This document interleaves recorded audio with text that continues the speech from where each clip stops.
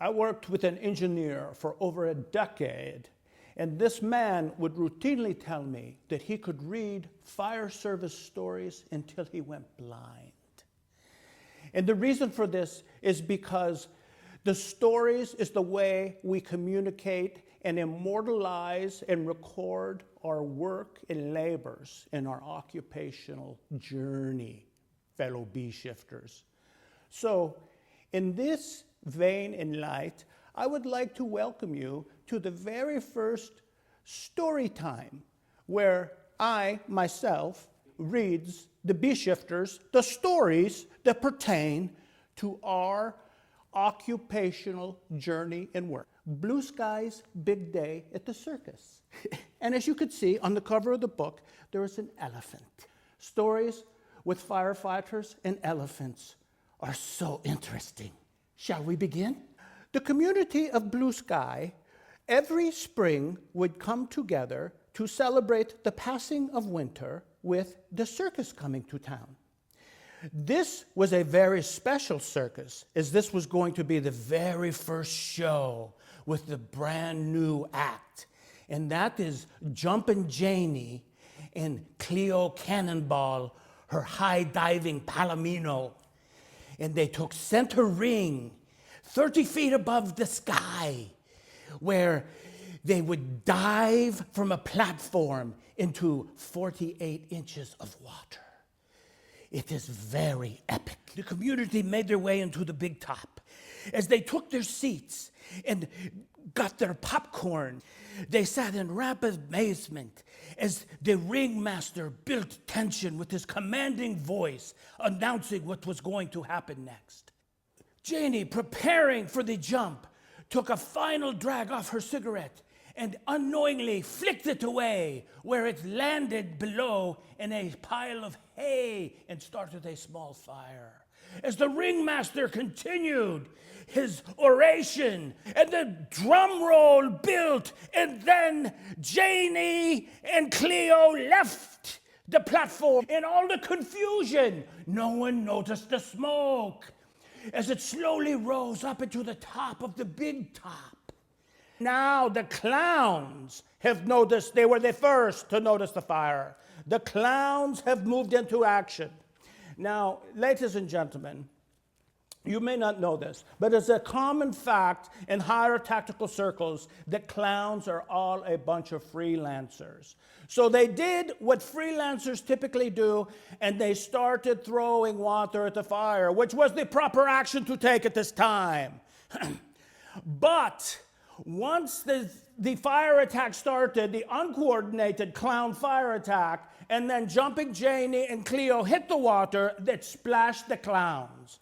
Well, once you splash a clown with water, they are completely unusable. And they went from throwing buckets of water onto the fire to beating each other with hammers. So now the fire is allowed to grow again. Now everybody is starting to notice the growing fire and the threat it presents to everybody under the big top. And when your personal safety is in jeopardy, it will cause a reaction. One of two things. It is known as the flight or fight response. Well, Freddie Plow was the king of the flyers.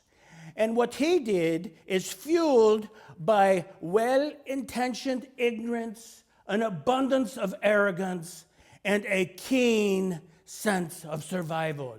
As he screamed at the top of his lungs, "Run for your lives!" And then he started directing people towards the exit. You see, Freddie was flying to get out of the burning tent, which is really a pretty good idea.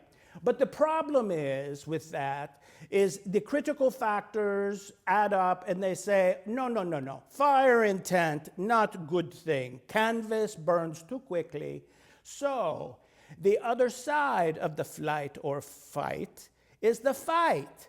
Well, Mario Plum was also in the audience, and he represents the fighters in the Blue Sky Village community. And what he decided is the fire attack needed to be reinforced, especially once the clowns became distracted and started beating one another with the hammers. So what Mario did is his career as a blacksmith apprentice is it taught him about the magic of combustion. And he knew that the tent would burn down before, only 5% of the people could get out of the tent before it burnt down and killed everybody. So he said, no, we have to put the fire out if I want to live.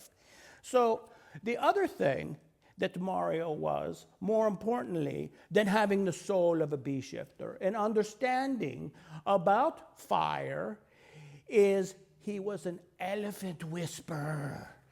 And he saw the elephants and he says, this is the missing ingredient in the fire attack. So Mario jumped into action. He made a psychic connection by looking straight in the eyes of the giant pachyderm, the bull mare named Marco Polo. Now he took him over to the jump bucket with 48 inches of water. Marco Polo took a big drink, and then Mario directed his trunk as a master stream nozzle onto the seat of the fire, and he took what was a high-risk, low-frequency event, and he turned it into a low-risk, low-frequency event, which bought enough time for the entire town of Blue Sky and all the circus performers and administrative people to get out of the big top unscathed. In fact, Mario's quick action saved the big top and everything else. Thank you very much for attending this first chapter of Blue Sky's Big Day at the Circus. Come back, join us again. We will notify you when the second reading of chapter 2 is available. And this is the formation and creation of one's own fire department. So we will join our champions of the Blue Sky community and watch as voyeurs as they form their own emergency response system to protect themselves, which is the highest and greatest form of government that exists in the world today. Thank you again.